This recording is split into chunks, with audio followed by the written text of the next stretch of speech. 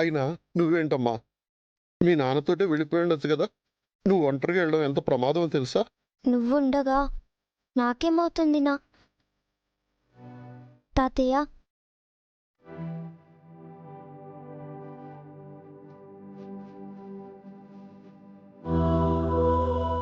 మొన్న కూడా అంతే, ఉన్నట్టుండి ఇంట్లో నుంచి వచ్చేశారు. అప్పటి నుంచి ఇంటికే రావడం లేదు.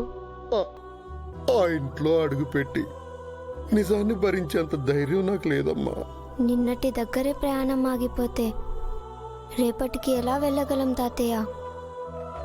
తప్పు చేయని మనిషి ఉంటాడా? అలా జరగాలని రాసిపెట్టుంది, జరిగింది.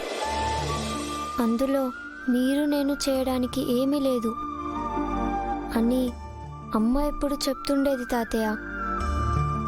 ఎందుకో మిమ్మల్ని చూస్తుంటే చెప్పాలని అనిపించింది.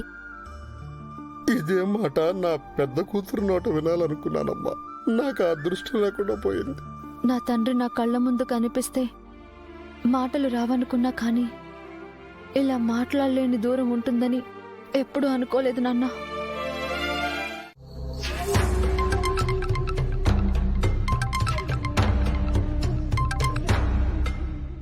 చెప్పు మనోహరి.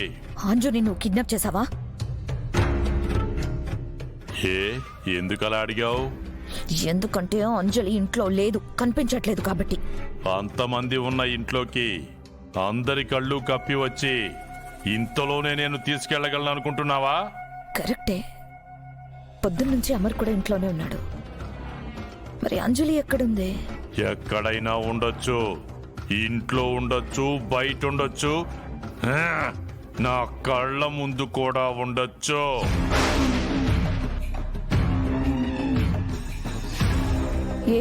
ఏం మాట్లాడుతున్నావు గోరా? అంటే నువ్వు అంజలిని కిడ్నాప్ చేసావు కదా?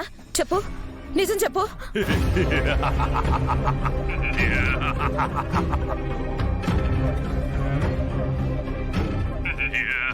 నవ్వుతున్నావా గోరా? నువ్వేం చేసావో నీకు అర్థమవుతుందా? నువ్వు తన పిల్లల్ని ముట్టుకున్న ప్రతిసారి అమర్ నిన్ను ఎలా వెంటాడాడో గుర్తుందా?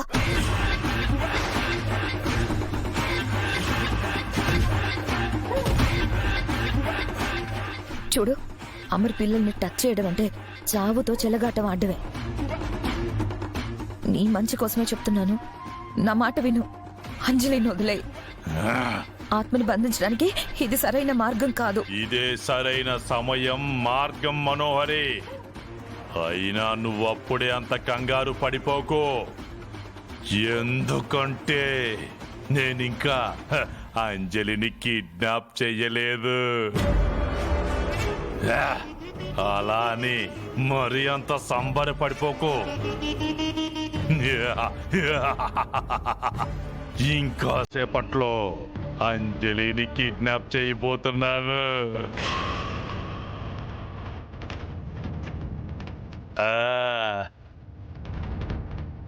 మూడడుగుల దూరంలో ముచ్చటగా ఉంది నా ఆత్మ. టైం వేస్ట్ చేసేంత టైం లేదు మనోహరి. ఉంటాను.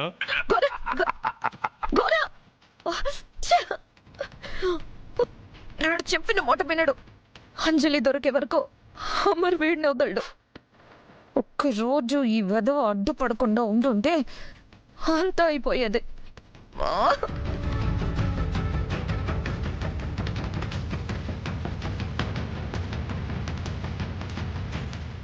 వాడు అవకాశం కోసం కాచు కూర్చున్నాడని చెప్పినా ఏం వెలగబెట్టడానికి బయటకు వెళ్ళిందో.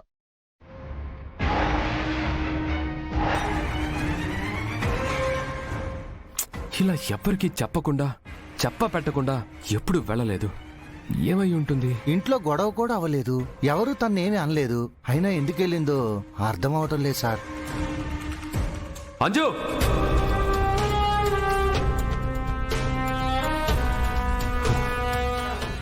ఏమైంది సార్? పొద్దున్నే తను ఆరు ఫోటో చూసి ఏడుస్తుంటే అరిచాను రాతోడు.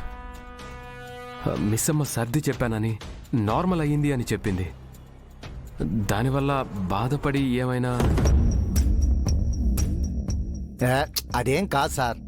హ, అంజలి పాప గురించి అందరికంటే నాకు బాగా తెలుసు. అరిస్తే దులుపుకొని వెళ్ళిపోతుందే తప్ప హ, దాని గురించి ఆలోచిస్తూ ఇలాంటి పని మాత్రం అస్సలు చేయదు. మరెందుకు చెప్పకుండా వెళ్ళింది? అసలు ఎక్కడికి వెళ్ళింది?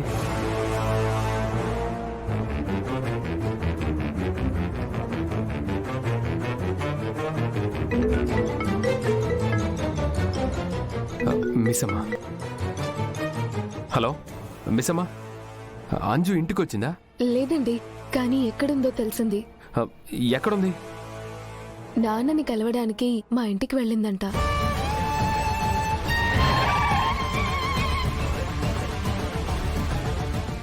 మీ ఇంటికి వెళ్ళిందా? అవును, ఇందాకే నాన్న కాల్ చేసి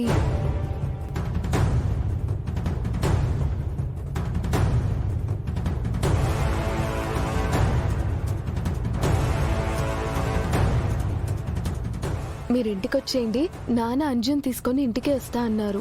వద్దులే, నేనే వాళ్ళని తీసుకొస్తాను. ఉమ్.